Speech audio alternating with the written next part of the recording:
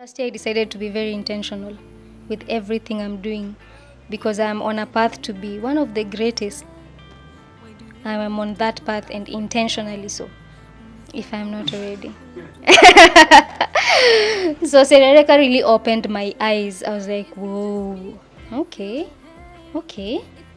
People will like it. I have a very strong imposter syndrome that does not allow me to celebrate myself.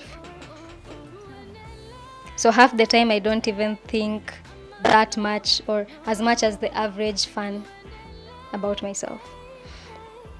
But then now, I'm trying. I mean, the light in which you see me is not the same light in which I see myself. Half the time, I see myself as half of what you see me as. Yeah. So that means that makes me work so much harder. Yeah, it doesn't allow me to get comfortable. It makes me work so much harder to get to where I want to be. I can, but the catch is I can't immediately. But I have seen that I can, and that's why I decided, there are specific ways of making money in music, and the best way and the most consistent way is through live shows. That's the most promising way. There are other ways, but the most consistent one that you are more in control of is live shows. So as much, where was this train of thought going?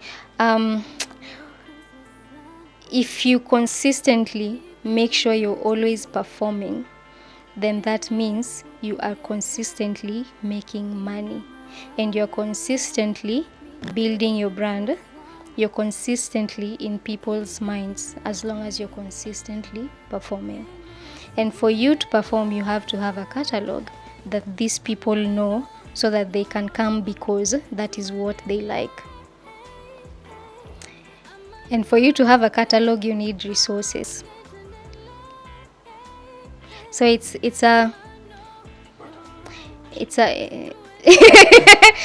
so people would say without money it's a losing game. The root of it all is money, because at the end of the day you need a catalog, and for you to build a catalog you need money to record it so that people can know it.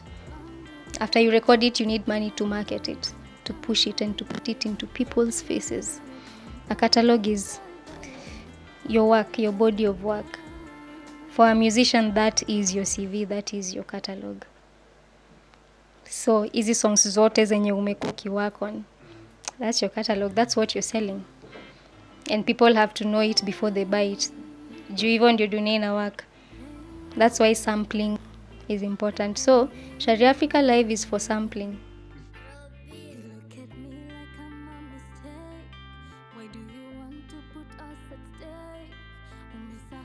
I have done endorsements with LG and Nice and Lovely. Those are the only two brands I have worked with. Influencing. But I could model.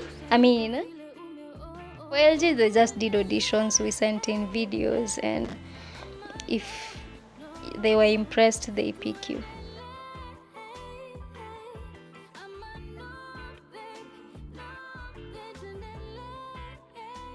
I don't like it when people say music is a business. It is not, because it is not. An artist is an artist. An artist is not a businessman. An artist is supposed to provide art. And then I'd argue that you shouldn't do music to make money. You should be doing music to communicate, to share a gift. But it is only right because you are going to spend resources doing it. that it gives you those resources back so you can sustain it and keep it going. But what that means is, if you make it too much of a business, you lose the art. If you make it too much of the art, you lose the business. And so you have to create a balance between maintaining your art and also finding a way to make business out of it without compromising any. And it is not easy to achieve. It is not. And so when people are out here judging artists ati they make bad music or nijua wafanyi marketing, ati you should be international, they why alisema vizuri, wewe hiyo biashara yako yenye unafanya, mbona wewe haujaenda international? Sio ya international, si ya artists peke yake. Ideally, if you think every business is a business and functions the same way, then every business should be performing the same way. So wewe wenzako kama wanauza madesigner na wakifanya fashion shows in Paris, mbona wewe nguo zako haziko huko? Because it is not easy, and people need to give musicians some grace. As you maintain working on your art, that would mean you're focusing on one side and then leaving the other to die. Like I said, you have to create a balance. It is difficult to achieve. No one even has a blueprint on how to achieve it, but you'll have to figure it out if you want all of it to work. It has been done. Like, how did Ayub Ogada go international? That man, sijui kama there's anyone who has made any alternative artist from Kenya who has made as much money as that man did and has gone to the lengths that he did with the kind of music that he was doing. I don't know if there's any other person who has been fortunate enough to achieve that. Sasa unaona tuko tuna referral gapi? Why? Because it is not as easy as people think. People just think it's because you're not marketing. But then at the same time, unatoa wapi pesa ya kumarket? Yeah? Unatoa wapi? I recently went to a venue and they were like, you need to invest in instruments. I gave them a quote of what I'd like to get. And then they were like, they seemed hesitant, and I was telling them this is because I need to hire instruments to perform here because you guys don't have them. And they were like, and you should be investing and buying these things. And I'm like, you guys want to pay me 5,000. If I go and take a loan and buy instruments, how will I repay that loan? Because it won't change. You will still want to pay me 5,000 whether I have my instruments or not. So how will I repay that loan?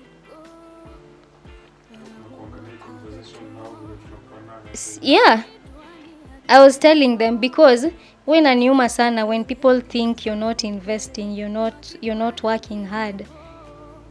They just can't see what happens behind the scenes. They can't see how much you struggle. One song in a good studio costs maybe 20,000 minimum. Hiyo ni song tu umeenda ukafanya audio, baada hata hujashoot video. And video utapata the cheapest at 50,000 for a good video. That's the minimum you can get. You shall invest 70,000 one song. Watu wanataka kuone ukitoa songs consistently throughout the year, not knowing how this money will come back.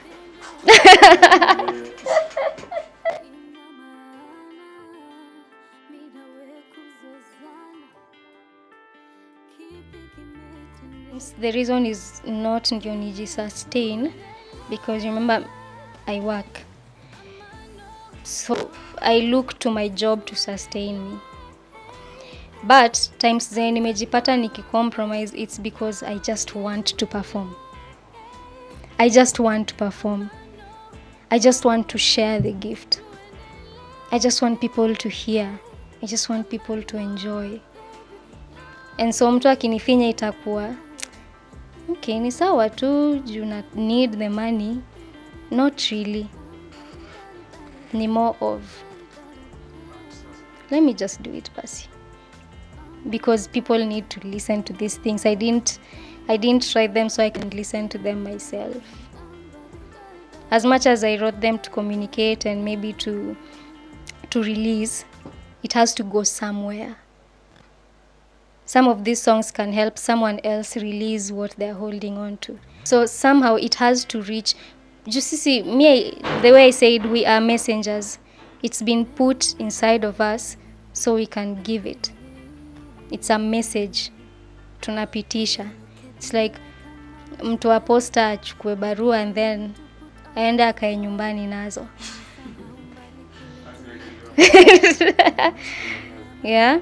Anafaa kuzifikisha mahali zinafaa kuenda. And that's how, for me, that's how I see music. It's not just a commodity. It is powerful. I don't know why people don't see it that way or understand it that way. But music is so powerful. Powerful enough to bring down nations. Powerful enough to build them back up. Powerful enough to start uprisings. Sarafina si alikuwa naimba. You remember that movie? Music is powerful for so many purposes. Just more than making money. It can do so much more. So sijui sipendi ikionwa tu as a business. It is not. It is a mode of communication, a very powerful one.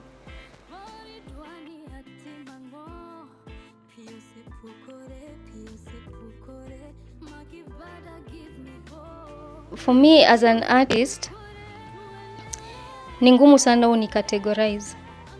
It's very confusing for people. Kuna watu wanafikiria I do the kind of music that Serereka is. Kuna watu wanafikiria I do the kind of music that Nyaboma is. Mimi nafikiria I just do music that I resonate with, regardless of where it falls.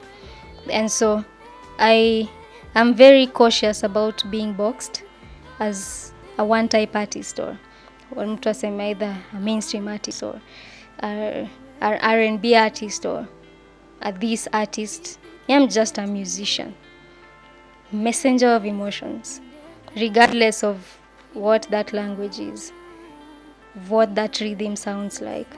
And so because ideas don't come as one type ideas all the time. They come in different ways. And like I said, this is a message you've been given, so you can pass it on, regardless of whatever it sounds like. Kama inakuja in form of R&B, record, patiana. Kama inakuja in form of folk, record, patiana. Ikikuja in form of gengeton, record, patiana. Hivyo, for me, that's how I see myself as an artist. Now, being this, it's difficult because people want to box you. People want, ndio wa relate na where you have to be doing one thing. So for me, I've been so fortunate with everything that I do. I find myself in different spaces, very different. Like one time niko studio na kina Triomio, another time niko studio na kina Ngala. Very two different and opposite worlds. But for me, battle inakuanga, these things have to exist as one. I si poa zikiwa hivo na hivo. That's why maybe we don't enjoy the kind of reach that Nigeria has, because they've managed to just mash up everything that they do into one. So saa zile Davido atasonga na Kenya anafanya, AG Baby atasonga na Kenya anafanya, as much as ni two different sounds, they will all seem the same. But for us, tumejiseclude. Anyway, I enjoy being in both spaces. I learn different things in both spaces. When I'm with young people, I learn different things. When I'm with the oldies, I learn different things, and they help me see the world in two different perspectives that I can later use to join. So inanisaidia sana kufigure out how to bridge these things. Someone has to do it. Someone has to do it, and it is for the benefit of everyone. So old people nimemeet mostly in live, and especially when I was singing at Dago's. Most of them are people who have toured the world singing blues. Akina Steve Kiwinda na akina Devi.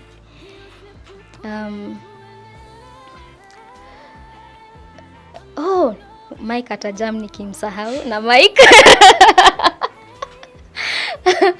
Na Mike as well. Just the whole Dago's Nomads band. Akina Ngala pia meet old people his side. Have I met people working in Kisumu? I wouldn't term them as old. No, they're not old. But the older generation has a different way of seeing things, and it's almost too rigid. It's very rigid, but still there's a lot to learn. And then the younger people are very experimental, very open. So my experience with both of them has it's been a learning process for me. For now, it's been more of a learning process. I wouldn't say I've learned more from one side and less from the other. They're both, yeah, kuna balance.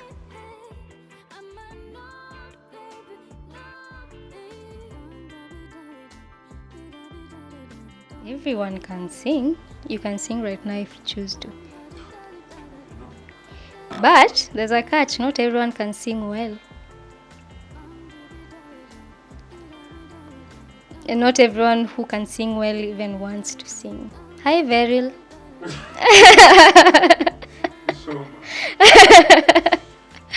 Wako wengi sana. Even campus tulikuwa wengi sana band. We want few, or many, very many. But only few of us have chosen that path. Just how badly you want it. How deeply you feel it. Kuna some of us who see it as a purpose. Something you have no choice but to do. Like you can't see a world where you're not doing it. And then kuna some of us who don't feel that deeply about it. They can do it whenever they want to. And they see a life where they're not even doing it. It's still okay. So I think to kila mtu choose path yake. Kenya na feel more deeply about, ata gravitate towards that.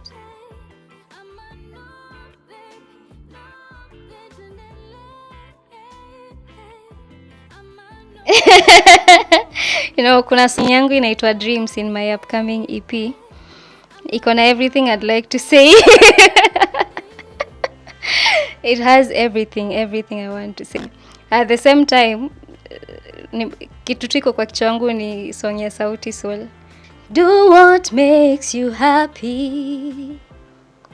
Do what makes you smile.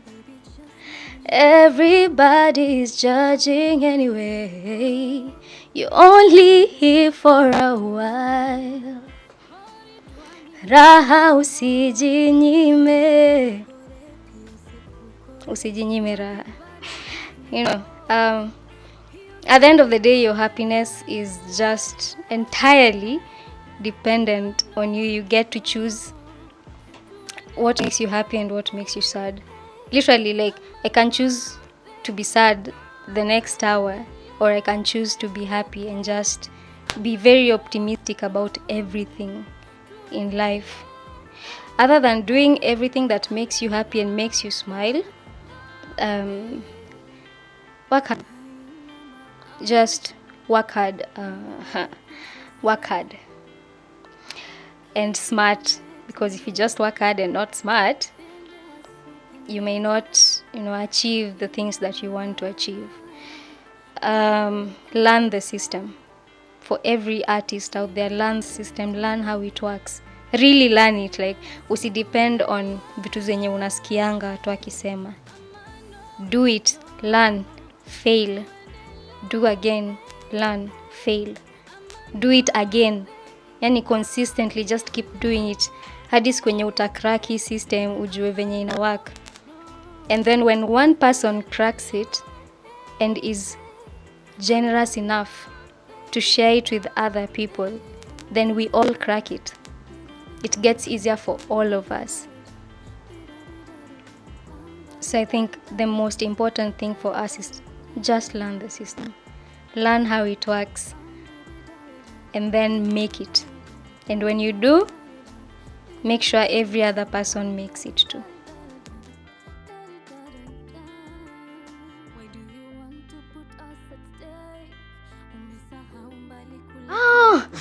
Please subscribe to my YouTube channel. Follow me on every social media platform. I go by Shari Afrika, SHARI space AFRIKA. Everywhere, yani kila mahali yenye utatafuta hiyo jina utaipata. And make sure you follow me and subscribe.